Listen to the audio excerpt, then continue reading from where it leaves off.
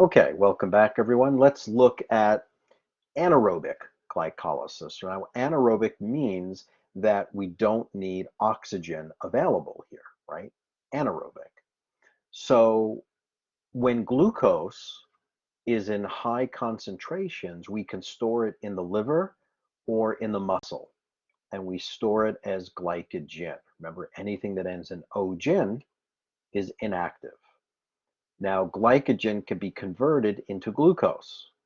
Now, what was glucose? Glucose was that 6-carbon sugar. Now, if oxygen is available, right, this gets split and we can convert it into 2 pyruvic acids. Here's 1, here's 2. Those 2 3-carbon sugars. That's if oxygen is available. If oxygen is not available, it's anaerobic, pyruvic acid gets converted into lactic acid. Lactic acid is another type of sugar, but that means pyruvic acid, right? Remember, pyruvic acid has the ability of entering the mitochondria, right? Pyruvic acid can enter the mitochondria. But if you don't have oxygen available, let's say you're at the gym, you're out of breath, you're huffing and puffing, you don't have more energy. So pyruvic acid will get converted into lactic acid. Lactic acid does not go into the mitochondria, okay? It can go and get shuttled into the liver, but not into the mitochondria. So the lactic acid removal and recycling, we call this the Cori cycle. The removal and recycling of lactic acid by the liver. The liver converts lactic acid or lactate to pyruvate. Okay, let's see if I can show you that. So here's the muscle, here's the liver, and we do have glucose that can go through glycolysis, which is splitting glucose into pyruvate. Now, we don't have oxygen available, so we have lactate dehydrogenase. This enzyme converts pyruvate into lactate or lactic acid. That's because, remember, oxygen was not available. You're huffing and puffing, you're out of breath. So lactate goes into the blood and gets shuttled into the liver. Now that lactate is in the liver, and that took some time. Meanwhile, in that time, you're breathing, you're trying to get your oxygen levels up. That same enzyme, lactate dehydrogenase, can convert lactate right back into pyruvate. And pyruvate can then once again become glucose, right? When glucose was converted into pyruvate, we call it glycolysis. When pyruvate gets converted into glucose, it's called gluconeogenesis. It means producing new glucose. Okay, this is called the Cori cycle. And the quicker you can do this, the better an athlete you are. This is what they were saying for years with Lance Armstrong. You know, he was being accused of using doping and using erythropoietin, and his trainer just kept saying he has an amazing Cori cycle. You know, this is why he never got tired and didn't get fatigued. He was able to convert lactate right back into glucose. He had an amazing liver, an amazing Cori cycle. Years later, we know that he was using erythropoietin, okay, which is an artificial.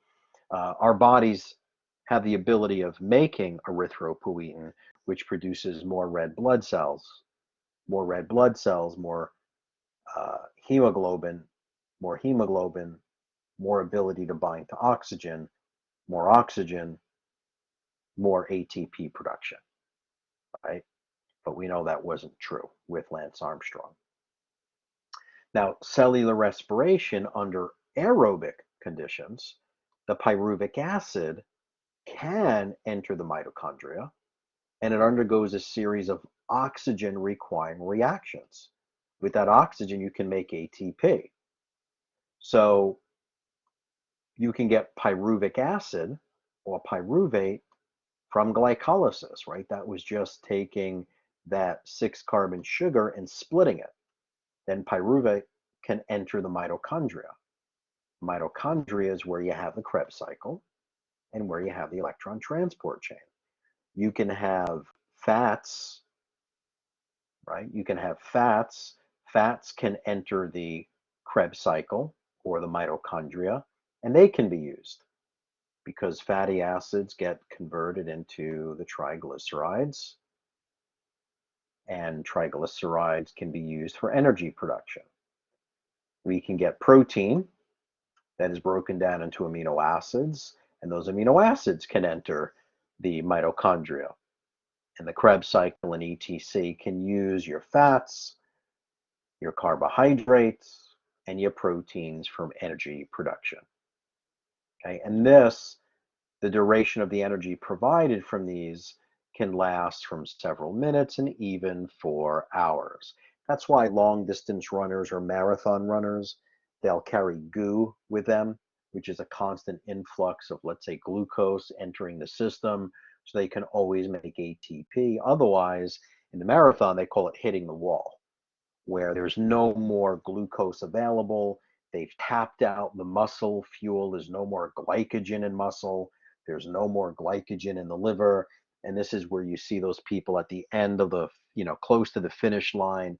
And they have no balance, no coordination, and they're just about close to fainting, right? They're just all over the place towards the end of the finish line. We've all seen those trending videos of the people, trying to help them across the finish line. They've certainly hit the wall.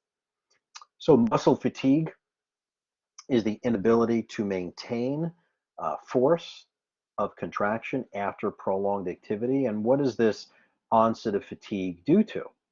Well, maybe it's from the inadequate release of calcium from the sarcoplasmic reticulum. Look, maybe it's the depletion of creatine phosphate. Maybe it's not enough oxygen. Maybe it's not enough nutrients like iron and CoQ10 and B vitamins. Maybe it's the buildup of lactic acid. Maybe it's insufficient release of acetylcholine, right? There's so many different variables that can result in fatigue. Why do you continually breathe heavily for a period of time after you stop to exercise? Well, it's that huffing and puffing is designed to pay back the oxygen debt. And when you get that extra oxygen, you can replenish the creatine phosphate stores. When you have oxygen going back to normal, you can convert lactate back into pyruvate, and then pyruvate can go back into glucose. And you can reload oxygen onto the myoglobin. Okay, when we come back, we'll talk about